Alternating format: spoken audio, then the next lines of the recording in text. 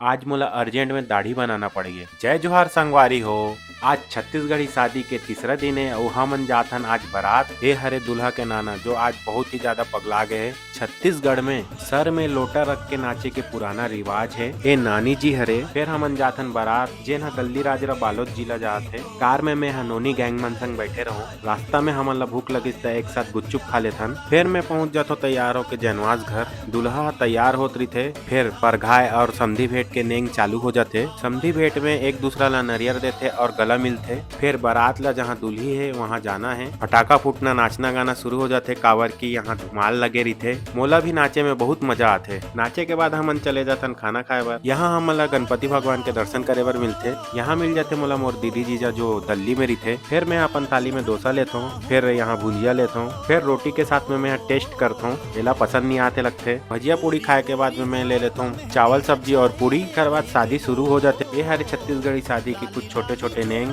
आखिर में भावर होए के बाद सिंदूर लगाए जाते। यहाँ हो जाते शादी संपन्न। मिलता नेक्स्ट वीडियो में। माया दुलार बनाए रखो।